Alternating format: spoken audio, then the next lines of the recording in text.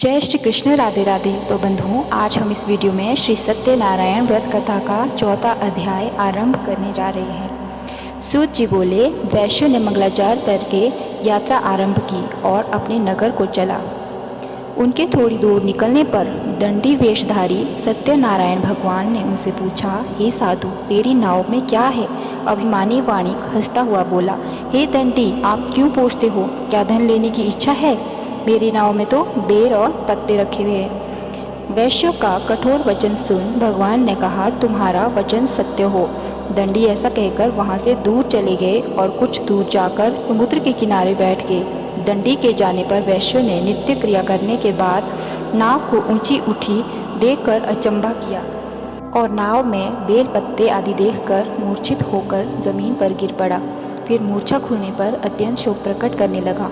तब उसका दामाद बोला कि आप शोक ना करें, यह दंडी का श्राप है, अतः उनकी शरण में चलना चाहिए, तभी हमारी मनोकामना पूरी होगी। दामाद के वचन सुन वह दंडी के पास पहुंचा और अत्यंत भक्तिभाव से नमस्कार करके बोला, मैंने जो आपसे असत्य वचन कहे थे उनको क्षमा करो। ऐसा कहकर महान शोकातुर हो रोने लगा। तब दंडी भगवान बोले, हे वाणी पुत्र, मेरी आज्ञा से बार बार तुम्हें दुख प्राप्त हुआ है, तू मेरी पूजा से विमुख हुआ। साधु बोला, हे भगवान, आपकी माया से मोहित ब्रह्मा आदि भी आपके रूप को नहीं जानते, तब मैं अज्ञानी कैसे जान सकता हूँ? आप प्रसन्न होइए, मैं सामर्थ्य के अनुसार आपकी पूजा करूँगा। मेरी रक्षा करो और पहले के समान नौका में धन भर दो। उसके भक्ति युक्त वचन सुनकर भगवान प्रसन्न होकर उसकी इच्छानुसार वर देकर अंतर्ध्यान हो गए। तब उन्होंने नाव पर आकर देखा कि नाव धन से परिपूर्ण है। फिर वह भगवान सत्यनारायण का पूजन कर साथियों सहित अपने नगर को चला। अब अपने नगर के निकट पहुंचा, तब दूत को घर भेजा। दूत ने साधु के घर आ अपनी स्त्री को नमस्कार कर कहा कि साधु अपने दामाद सहित इस नगर के समीप आ गए हैं। ऐसा वचन सुन साधु की स्त्री ने बड़े हर्ष के साथ सत्यदेव का पूजन कर पुत्री से कहा, मैं अपने पति के दर्शन को जाती हूँ, तू कार्य पूर्ण कर शीघ्र आ। माता के ऐसे वचन सुनकर कलावती प्रसाद छोड़कर पति के पास गई।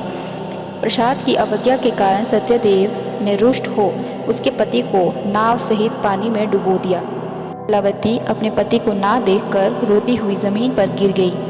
इस तरह नौका को डूबा हुआ तथा कन्या को रोता हुआ देखकर साधु दुखित हो बोला, हे प्रभु, मुझसे या मेरे परिवार से जो भूल हुई है उसे क्षमा करो।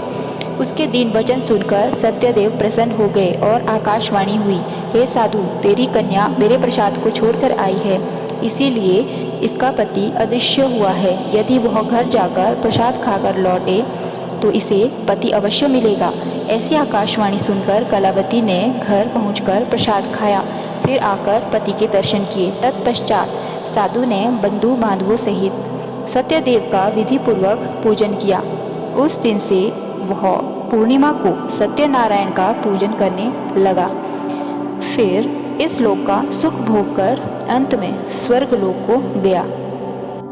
इस प्रकार श्री सत्यनारायण व्रत कथा का चौथा अध्याय समाप्त हुआ। यदि आपको वीडियो पसंद आई हो तो चैनल को लाइक व सब्सक्राइब करना ना भूलें। राधे राधे।